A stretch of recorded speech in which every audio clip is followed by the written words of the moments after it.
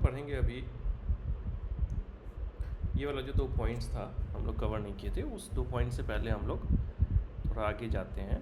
और कुछ चीज़ें थी जैसे कि one second।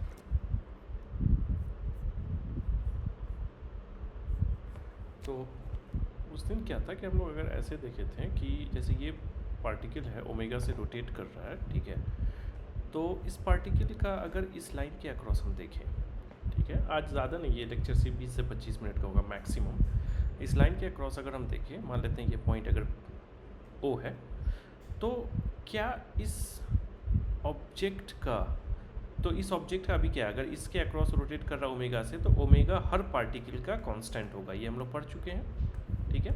क्यों कांस्टेंट होगा, बहुत एक्सटेंसिवली हम लोग पिछले लेक्चर में बताए। क्या इस एक्सिस के अलोंग सारे पार्टिकल का ओमेगा कांस्टेंट होगा, पहला क्वेश्चन। और अगर कांस्टेंट नहीं होगा तो क्या होगा, क्या ये होगा, ठीक है। तो मेरा सिंपल सा आंसर है नहीं होगा। क्यों नहीं होगा, क्योंकि ये जो ओमेगा है वो इस एक्सिस के अलोंग है, ठीक है। ओमेगा किसी चीज़ के रिलेटिव में है, ठीक है। तो जब रेफरेंस पॉइंट हम चेंज कर देंगे तो ओमेगा क्यों इसके अक्रॉस इसका ओमेगा सेम क्यों होगा, नहीं होगा।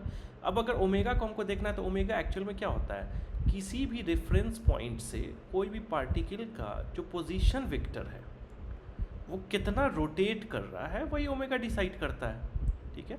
मान लेते हैं कोई 2 पॉइंट है P और Q यहाँ पे, ठीक है। ये दोनों मान लेते हैं कि सेम ही रेडियस पे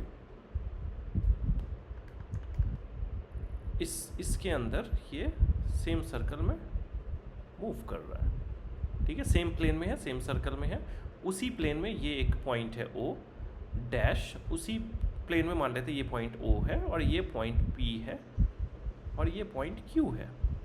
अब मान लेते हैं कि ये पोजीशन वेक्टर क्या है, ये R है, P, ये क्या है RQ, ठीक है। थोड़ी देर बाद हम मानते हैं कि ये P जो है यहाँ पे पहुँच गया।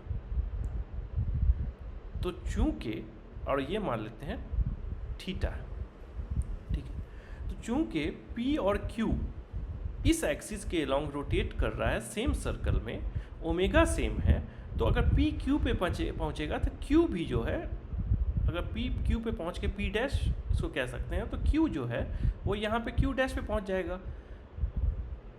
और ये थीटा भी जो होगा वो थीटा ही होगा, क्योंकि अगर ये अलग अलग होगा, क्योंकि P और Q पॉइंट जो है इस सॉलिड ऑब्जेक्ट का 2 पॉइंट के बीच में डिस्टेंस कभी चेंज नहीं करेगा। तो P अगर P डैश पे पहुंचा और दोनों के बीच में एंगल थीटा है, P O dash P dash theta है, P O dash P dash theta है, तो फिर अगर P P डैश पे पहुंचा तो Q जो है वो Q डैश पे पहुंचेगा। तो ये भी P dash O dash Q dash जो होगा ये भी थीटा होगा। अब देखते हैं, ये अगर मान लेते हैं अल्फ़ा है, पहले P और Q के बीच में, ठीक है, अल्फ़ा एंगल था। थोड़ी देर बाद जब P डैश पे जाता है और Q डैश पे जाता है तो सिंपल सा है, ये एंगल जो होगा ये अल्फ़ा से कम दिख रहा है, ये बीटा हो जाएगा, ठीक है। तो इसका मतलब जब alpha doesn't equals to beta, इसका मतलब P पॉइंट और Q पॉइंट जो है वो अलग अलग ओमेगा है। Omega of P with respect to O does not equals to omega of Q with respect to O। उसका रीज़न बताते हैं। देखो यहाँ पे अगर P है, ठीक है, P के पास वेलोसिटी क्या है, अगर ये एक्सिस है और अगर P को यहाँ पे हम लिए, ठीक है, तो अभी P के पास वेलोसिटी क्या है, इधर है, यहाँ पे ये पॉइंट O है, ये P के पास वेलोसिटी मान लेते हैं इधर है, ठीक है। तो P अभी यहाँ पे है, थोड़ी देर बाद P यहाँ पे चला गया, P डैश पे। तो अभी देखोगे ये R ऑफ P और R ऑफ P डैश का लेंथ सेम नहीं है। R of P doesn't equals to R of P dash. बात समझ में आया?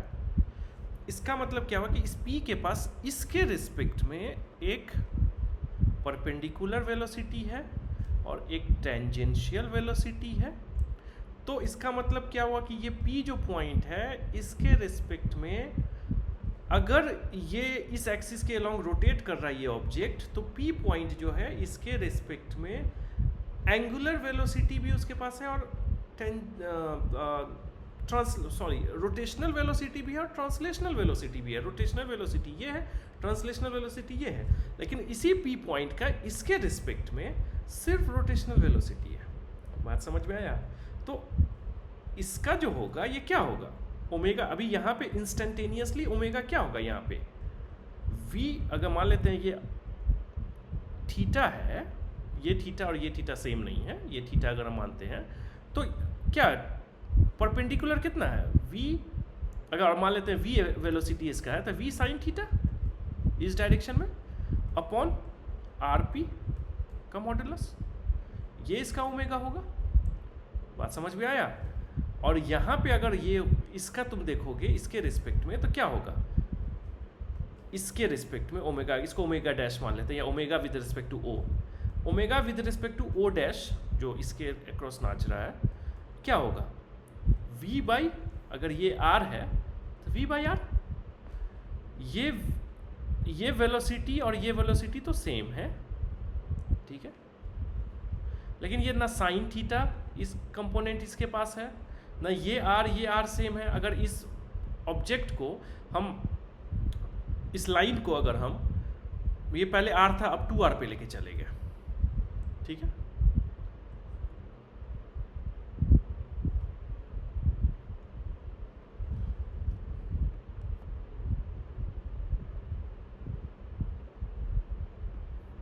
ठीक है, अगर हम 2r पे लेके चले गए तो ये जो आएगा, सॉरी, इस लाइन को अगर हम 2r पे, अभी r पे है ना, हम 2r लेंथ पे चले गए तो ये चेंज हो जाएगा जैसे जैसे r दूर जाएगा, ठीक है, और मान लेते हैं थीटा अगर हम सेम भी संभाव रख लिए तो ये ओमेगा घटते जाएगा, लेकिन इसमें ना r चेंज करेगा ना v चेंज करेगा, अगर कोई एक्सटर्नल फोर्स नहीं लग रहा है तो, अगर v चेंज करेगा तो इसमें भी चेंज करेगा, तो v तो सेम है, बचा हुआ जो साइन थीटा अपॉन ये है, ये जैसे एक्सिस चेंज करेंगे वैसे ही साइन थीटा और ये चेंज करेगा, लेकिन इसमें ये r कांस्टेंट रहेगा, डजंट मैटर, ये कोई भी एक्सिस हम इधर का लें, ये r तो इस एक्सिस के अलोंग है, इस एक्सिस के अलोंग ओमेगा जा रहा है, तो ये r कांस्टेंट है, लेकिन ये साइन थीटा अपॉन rp अलग अलग होगा, तो इसलिए इसके अक्रॉस जो ओमेगा होगा वो इसके अक्रॉस ओमेगा नहीं होगा। और जाहिर सी बात है क्यों, क्योंकि अगर ये रेफरेंस पॉइंट चेंज कर लिए तो एंगुलर वेलोसिटी, जैसे नॉर्मल वर्ल्ड में रेफरेंस पॉइंट चेंज करते थे तो वेलोसिटी चेंज होता था, उसी तरह यहाँ पे भी एंगुलर वेलोसिटी चेंज होगा। तो अब क्या कह रहा है यहाँ पे, एक चीज़ और है,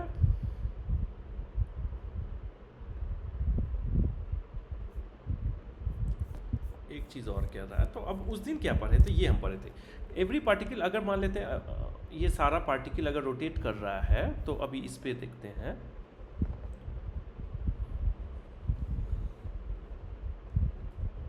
ये p पार्टिकल है, ये अगर रोटेट कर रहा है, अगर ये r है, ठीक है, तो इसके पास क्या होगा, v वेलोसिटी है, v कांस्टेंट भी हो सकता है, इंक्रीज भी हो सकता है। अब देखो अगर कोई भी पार्टिकल एक रोटेशन मोशन कर रहा है, क्योंकि ये यहाँ पे अगर ओमेगा से ये रोटेट कर रहा है, ये रोटेशनल मोशन है, अगर ये पार्टिकल रोटेशनल मोशन कर रहा है तो इस पर एक सेंट्रीपिटल फोर्स लगेगा, किस डायरेक्शन में, सेंटर के डायरेक्शन में, इस डायरेक्शन में। तो अगर इस p पार्टिकल पे हम बात करें तो इस डायरेक्शन में एक सेंट्रीपिटल फोर्स लगेगा, F सेंट्रीपिटल कितना होगा, mv²/r, ये r है, अगर ये पार्टिकल का मास dm मान लेते हैं तो dm v²/r, ठीक है। अब इस सेंट्रीपिटल फोर्स की वजह से एक्सेलरेशन क्या होगा इस डायरेक्शन में, रेडियल एक्सेलरेशन इसको कहते हैं। तो रेडियल एक्सेलरेशन जो होगा, एक्सेलरेशन क्या होता है, मास इनटू एक्सेलरेशन, dm मास है वो, सॉरी फोर्स बाई मास, तो fc अपॉन dm होगा तो v²/r आएगा, ये आया मेरा रेडियल एक्सेलरेशन। सवाल ये है कि क्या इस फोर्स की वजह से रेडियल एक्सेलरेशन तो आया, क्या एंगुलर एक्सेलरेशन आएगा, ये रेडियल एक्सेलरेशन क्या है, 2D वर्ल्ड का लीनियर वाला है, क्या एंगुलर आएगा, नहीं आएगा। क्यों नहीं आएगा, ये फोर्स अगर इस लाइन के अक्रॉस देखोगे,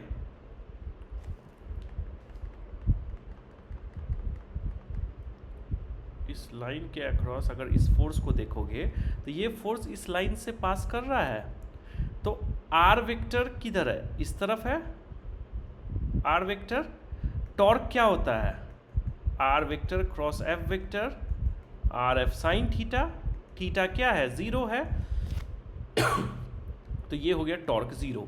तो सेंट्रीपिटल फोर्स की वजह से टॉर्क जो है वो 0 है, मतलब नेट टॉर्क ही 0 है सेंट्रीपिटल फोर्स की वजह से। ऐसा नहीं है कि इस डायरेक्शन में ए बी अगर मान लेते हैं तो ए बी के डायरेक्शन में कोई कंपोनेंट नहीं है टॉर्क का, नहीं से इस सेंट्रीपिटल फोर्स की वजह से जो नेट टॉर्क आ रहा है उसका किसी भी डायरेक्शन में कोई कंपोनेंट नहीं है, वो 0 है। तो जब टॉर्क 0 है तो किसी भी डायरेक्शन में एंगुलर एक्सेलरेशन देगा ही नहीं, तो इस ए बी डायरेक्शन में भी नहीं देगा। गौर से सुनो, टॉर्क अगर 0 है तो किसी भी डायरेक्शन में एंगुलर एक्सेलरेशन नहीं दे सकता, तो इसलिए ए बी डायरेक्शन में भी एंगुलर एक्सेलरेशन नहीं देगा। तो इसलिए सेंट्रीपिटल फोर्स की वजह से कोई एंगुलर एक्सेलरेशन नहीं आएगा, लेकिन सेंट्रीपिटल फोर्स की वजह से रेडियल एक्सेलरेशन आ सकता है। रेडियल एक्सेलरेशन क्या है मेरा, लीनियर वाला टर्म है। एंगुलर क्या है, रोटेशनल टर्म है। Angular acceleration 0, angular acceleration due to centripetal force is 0 because torque due to centripetal force is 0। समझ में आया? तो सेंट्रीपिटल फोर्स एंगुलर एक्सेलरेशन नहीं देगा, रेडियल एक्सेलरेशन देगा। अब मान लेते हैं इसका वेलोसिटी v इधर से है, तो v को हम क्या लिख सकते हैं, सिंपल सा, अगर एक्सेलरेशन इस डायरेक्शन में देखें तो क्या होगा एक्सेलरेशन, इसको हम बोल देते हैं टेंजेंशियल एक्सेलरेशन। टेंजेंशियल एक्सेलरेशन क्या होगा, dv बाई dt। अगर dv बाई dt को हम क्या लिख सकते हैं, d omega r by dt। ठीक है, तो r तो कांस्टेंट है यहाँ पे, इस पार्टिकल का r कांस्टेंट है, तो d ओमेगा बाई dt, ये d ओमेगा बाई dt क्या है, r अल्फा। तो अगर ये a टेंजेंशियल कब आएगा, जब इस डायरेक्शन में फोर्स होगा। अगर इस डायरेक्शन में फोर्स नहीं है तो dv by dt velocity change नहीं करेगा, वेलोसिटी चेंज नहीं करेगा, कोई एक्सटर्नल फोर्स की बात करें। अगर एक्सटर्नल फोर्स नहीं है तो dv बाई dt 0 होगा, तो एक्सेलरेशन नहीं आएगा। और अगर dv बाई dt 0 होगा तो अल्फा भी 0 होगा। बात समझ में आया? लेकिन अगर फोर्स लग रहा है तो इस डायरेक्शन में टेंजेंशियल एक्सेलरेशन आएगा, और इस फोर्स का component r vector cross f vector इस डायरेक्शन में जाएगा। अगर वेलोसिटी इधर है, फोर्स भी इधर लग रहा है, तो इस डायरेक्शन में जाएगा, और इस डायरेक्शन में टॉर्क, इस फोर्स का टॉर्क अगर इस डायरेक्शन में लगेगा तो इसी डायरेक्शन में इसका एंगुलर एक्सेलरेशन आएगा। और अगर इस डायरेक्शन में एंगुलर एक्सेलरेशन आ रहा है, और अगर ये पार्टिकल इस डायरेक्शन में वेलोसिटी से जा रहा, v वेलोसिटी से मूव कर रहा है, तो ओमेगा भी इसी डायरेक्शन में है। तो इसलिए जब एंगुलर एक्सेलरेशन इसी डायरेक्शन में, ओमेगा इसी डायरेक्शन में है, तो इवेंचुअली ओमेगा इंक्रीज करेगा। और अगर यही फोर्स अपोजिट डायरेक्शन में हुआ और v इधर से है, तो टॉर्क जो होगा, ओमेगा भले ऊपर के डायरेक्शन में रहेगा, टॉर्क जो है वो नीचे के डायरेक्शन में रहेगा, अल्फा उसकी वजह से नीचे के डायरेक्शन में आएगा, तो ओमेगा धीरे धीरे घटेगा। लेकिन इस फोर्स की वजह से टेंजेंशियल फोर्स जो यहाँ पे लग रहा है, उसकी वजह से टॉर्क 0 नहीं होगा इस कंपोनेंट के अक्रॉस। इनफैक्ट अगर ये सिर्फ और सिर्फ टेंजेंशियल लग रहा है तो सारा कंपोनेंट टॉर्क का इसी डायरेक्शन में आएगा। अगर कुछ 3D में लग रहा है, कुछ है, ये मान लो ये XY प्लेन में है, फोर्स जो है XY प्लेन के अलावा उसका एक Z कंपोनेंट भी है, तो ठीक है, Z कंपोनेंट की वजह से पिछले क्लास में पढ़ाए थे, जो कुछ टॉर्क आएगा जो इस डायरेक्शन में नहीं आएगा तो उसको हम लोग इग्नोर करेंगे, क्योंकि इस डायरेक्शन में जो टॉर्क नहीं होगा वो इस डायरेक्शन में एंगुलर एक्सेलरेशन नहीं लाएगा। और चूंकि इस डायरेक्शन में ये रोटेट कर रहा है, तो एंगुलर एक्सेलरेशन इसी डायरेक्शन में जो होगा वही इसका एंगुलर वेलोसिटी को बढ़ाएगा या घटाएगा। तो टेंजेंशियल कंपोनेंट हमको मिल गया। अब ये बोल रहा है कि देखो, तो अब फिर से देखते हैं इस P पार्टिकल का, यहीं पे देखते हैं, एंगुलर एक्सेलरेशन सिर्फ और सिर्फ आएगा एफ टेंजेंशियल की वजह से, ठीक है। अगर एफ टेंजेंशियल है तो ये एंगुलर एक्सेलरेशन लाएगा जो इस डायरेक्शन में होगा। कुछ और भी डायरेक्शन में एंगुलर एक्सेलरेशन मतलब टॉर्क लग सकता है तो एंगुलर एक्सेलरेशन आ सकता है, बट मतलब चूंकि इस एक्सिस के अलॉन्ग ये रोटेट कर रहा है तो इवेंचुअली जो टॉर्क लगेगा उसको कोई ना कोई और टॉर्क लगा के उस एंगुलर एक्सेलरेशन को जीरो करेगा, ठीक है। हम अभी अगर इस एक्सिस की बात कर रहे हैं तो इस एक्सिस में एंगुलर एक्सेलरेशन आएगा एफ टेंजेंशियल की वजह से, लेकिन एंगुलर एक्सेलरेशन सिर्फ इस डायरेक्शन में एफ टेंजेंशियल की वजह से आएगा। तो नेट एंगुलर एक्सेलरेशन तुम बोलोगे तो इस डायरेक्शन में लिख सकते हो, लेकिन नेट एक्सेलरेशन इस पार्टिकल का, net acceleration of the particle जो होगा वो टेंजेंशियल एक्सेलरेशन और ये रेडियल एक्सेलरेशन, ए टेंजेंशियल का स्क्वायर प्लस ए रेडियल का स्क्वायर होगा। लीनियर वर्ल्ड में दो डायरेक्शन में इसके पास एक्सेलरेशन है तो नेट एक्सेलरेशन ऐसे निकलेगा। रोटेशनल वर्ल्ड में इसके पास सिर्फ एक डायरेक्शन में एंगुलर एक्सेलरेशन है तो रोटेशनल वर्ल्ड में सिंपल हम एंगुलर एक्सेलरेशन लिख देंगे, बस यही है इसमें।